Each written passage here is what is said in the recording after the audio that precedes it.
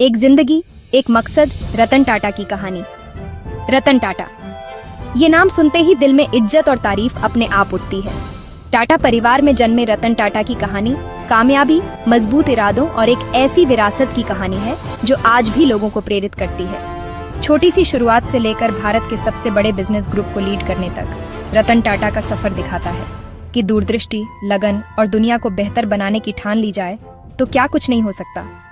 ये कहानी उस इंसान की है जिसने न सिर्फ बिजनेस की दुनिया बदली बल्कि अपने नेक कामों से अनगिनत लोगों की जिंदगी में भी रोशनी भरी। ये कहानी बोर्डरूम और पैसे की कामयाबी से कहीं आगे की है।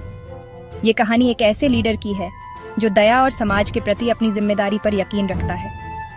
आइए हम सब मिलकर रतन टाटा की असाधारण जिंदगी के बारे में जानते हैं, जो भारतीय उद्योग जगत के एक सच्चे सितारे हैं और एक बेहतर कल की उम्मीद की किरण है। शुरुआती दिनों का असर, एक दूरदर्शी को आकार देना। रतन टाटा के जीवन की शुरुआत से ही उनके व्यक्तित्व और दृष्टिकोण को आकार देने वाले कई महत्वपूर्ण कारक थे। रतन नवल टाटा का जन्म 1937 में बॉम्बे में हुआ था। उस समय बॉम्बे एक तेजी से विकसित हो रहा शहर था, जो भारत के औद्योगिक और सांस्कृतिक केंद्र के रूप में उभर रहा था। टाटा परिवार पहले से ही भारत की तरक्की में अपना योगदान दे रहा था। वे न केवल उद्योग में बल्कि शिक्षा, स्वास्थ्य और सामाजिक सुधारों में भी अग्रणी थे। अपनी नई सोच और देश के विकास के लिए समर्पण के लिए जाने जाने वाला टाटा परिवार भारत के औद्योगिक और सामाजिक परिदृश्य में हमेशा से आगे रहा। उनके प्रयासों ने न केवल आर्थिक बल्कि सामाजिक बदलाव भी लाए। सेवा और नवाचार की इस विरासत ने युवा रतन पर गहरी छाप छोड़ी, जिससे उनके मूल्यों और दुनिया को देखने का नजरिया बना। उनके परिवार के आदर्शों ने उन्हें हमेशा प्रेरित किया। उनके दादा सर दोराबजी टाटा ने Tata iron and steel company की स्थापना में महत्वपूर्ण भूमिका निभाई, जो भारत की औद्योगिक क्षमता में परिवार के विश्वास का प्रमाण थी। यह कंपनी भारत के औद्योगिक विकास की रीढ़ बनी। दूरदर्शी नेतृत्व के ऐसे उदाहरणों के बीच पले बढ़े रतन के मन में एक मकसद और अपने देश के विकास में योगदान करने की इच्छा जागी। उन्होंने अपने परिवार के आदर्शों को आत्मसात किया और उन्हें अपने जीवन का हिस्सा बनाया। बिजनेस की दुनिया से अलग टाटा परिवार दान पुण्य के कामों में भी बहुत आगे था। वे हमेशा समाज के कमजोर वर्गों की मदद करने के लिए तत्पर रहते थे। 1932 में स्थापित सर दोराबजी टाटा ट्रस्ट महत्वपूर्ण सामाजिक मुद्दों पर ध्यान केंद्रित करता था, जो समाज को कुछ वापस देने के महत्व पर जोर देता था। इस ट्रस्ट ने शिक्षा, स्वास्थ्य और ग्रामीण विकास में महत्वपूर्ण योगदान दिया। दया और सामाजिक जिम्मेदारी के इस माहौल ने रतन पर गहरा प्रभाव छोड़ा, जिससे उनका ये मानना मजबूत हुआ कि व्यवसायों को सिर्फ मुनाफे का जरिया नहीं बल्कि सकारात्मक बदलाव का साधन भी होना चाहिए। उन्होंने अपने परिवार की परंपरा को आगे बढ़ाया। इन शुरुआती प्रभावों ने उनके परिवार द्वारा दिए गए संस्कारों के साथ मिलकर रतन टाटा के भविष्य के कार्यों की नींव रखी। उन्होंने अपने परिवार के आदर्शों को अपने जीवन का मार्गदर्शक बनाया। उन्होंने उनके अंदर उत्कृष्टता का जुनून, ईमानदारी के प्रति समर्पण और व्यापार और परोपकार दोनों की परिवर्तनकारी शक्ति में एक गहरी आस्था जगाई। यह आस्था उनके जीवन के हर पहलू में झलकती है, चाहे वह व्यवसाय हो या समाज सेवा। वास्तुकला की ओर रुझान, एक उभरता हुआ इंजीनियर। ऐसा लग रहा था कि किस्मत ने टाटा समूह के अंदर रतन के लिए एक राह बना दी है, लेकिन उनकी शुरुआती रुचि कहीं और थी। वे अक्सर अपने भविष्य के बारे में सोचते थे और विभिन्न संभावनाओं पर विचार करते थे। उन्हें वास्तुकला में काफी दिलचस्पी थी और वे घंटों तक डिजाइन बनाने और नए विचारों पर काम करने में बिताते थे। वे नई जगह डिजाइन करने के रचनात्मक और समस्या समाधान वाले पहलुओं की ओर आकर्षित हुए। उनके लिए यह केवल एक पेशा नहीं था बल्कि एक जुनून था। इस लगाव ने उन्हें संयुक्त राज्य अमेरिका में कॉर्नेल विश्वविद्यालय में अपनी उच्च शिक्षा हासिल करने के लिए प्रेरित किया। यह उनके जीवन का एक महत्वपूर्ण मोड़ था।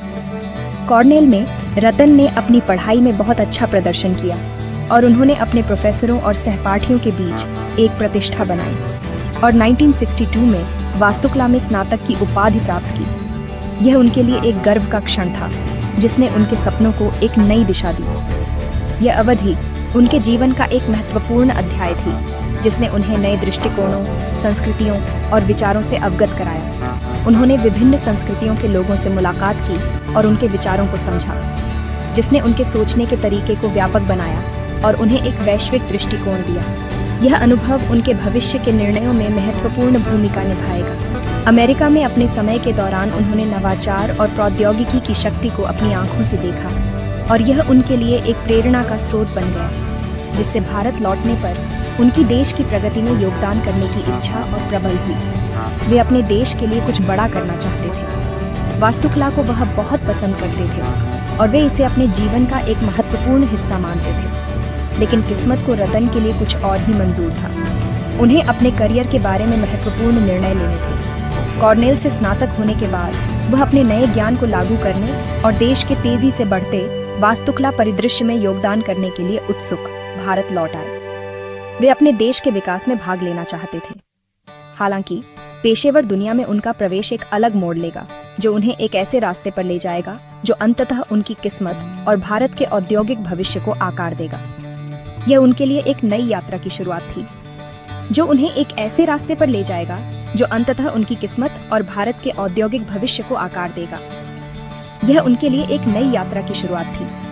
उन्हें क्या पता था कि उनकी वास्तुकला की पृष्ठभूमि बाद में उनके व्यावसायिक प्रयासों में बहुत काम आएगी और यह उनके लिए एक महत्वपूर्ण संसाधन साबित होगी, जिससे उनकी डिजाइन संवेदनशीलता और बड़े पैमाने पर परियोजनाओं की कल्पना करने और उन्हें निष्पादित करने की उनकी क्षमता प्रभावित होगी। यह उनके लिए एक महत्वपूर्ण कौशल था।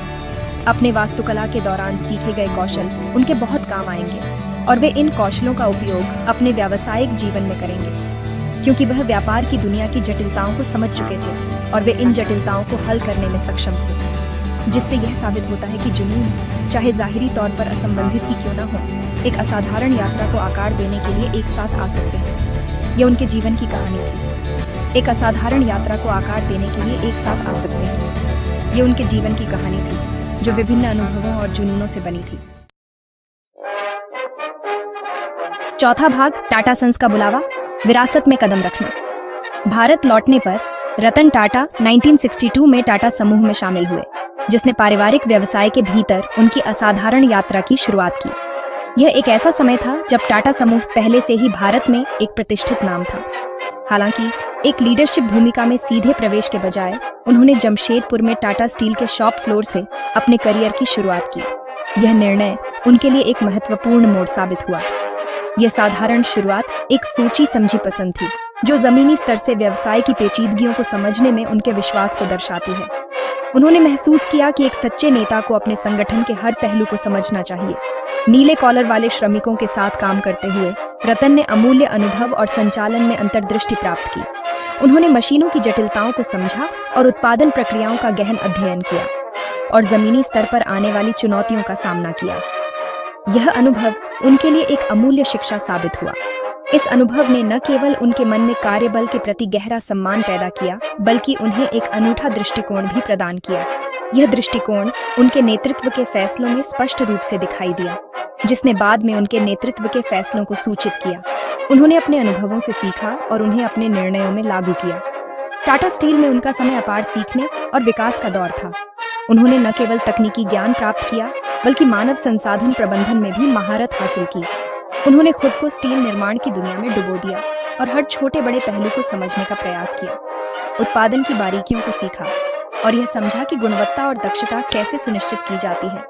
श्रमिकों की जरूरतों को समझा और उनके साथ एक मजबूत संबंध स्थापित किया और उद्योग का लोगों और समुदायों के जीवन पर पड़ने वाले प्रभाव को प्रत्यक्ष रूप से देखा। उन्होंने देखा कि कैसे एक उद्योग स्थानीय समुदायों के जीवन को प्रभावित कर सकता है। इस व्यावहारिक अनुभव ने टाटा समूह के भीतर उनके भविष्य के नेतृत्व की भूमिकाओं के लिए एक मजबूत नींव रखी। ये नींव उनके नेतृत्व के हर पहलू में दिखाई दी। इसने उन्हें सहानुभूति का महत्व, कड़ी मेहनत का मूल्य और एक मजबूत और समर्पित टीम के निर्माण के महत्व को सिखाया। उन्होंने सीखा कि एक सफल संगठन के लिए एकजुट और प्रेरित टीम कितनी महत्वपूर्ण होती है।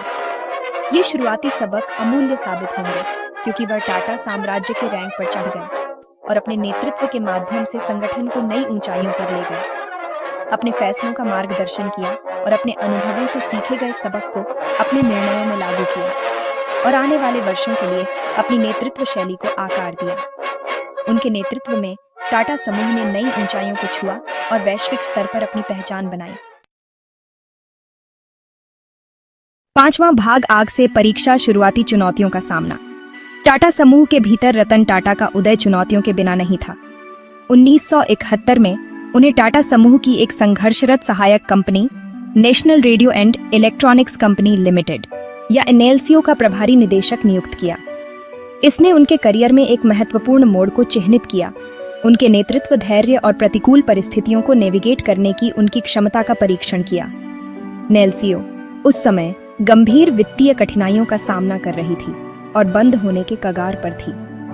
कंपनी की किस्मत को पुनर्जीवित करने का काम सौंपा गया। रतन टाटा को एक कठिन लड़ाई का सामना करना पड़ा।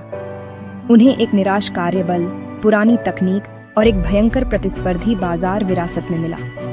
हालांकि चुनौतियों से बेपरवाह उन्होंने अपनी क्षमताओं को साबित करने के अवसर को अपनाया। कठोर उपायों की आवश्यकता को पहचानते हुए रतन टाटा ने एनएलसीओ को बदलने के उद्देश्य से कई सुधारों को लागू किया।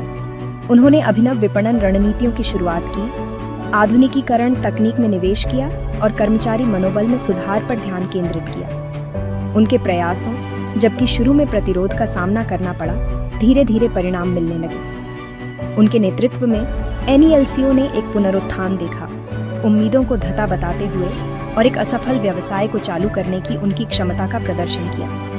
यह सफलता, हालांकि आर्थिक मंदी और श्रमिक अशांति जैसे बाहरी कारकों के कारण अल्पकालिक रही, ने उन्हें उनके नेतृत्व गुणों और चुनौतीपूर्ण परिस्थितियों को नेविगेट करने की उनकी क्षमता के लिए पहचान दिलाई।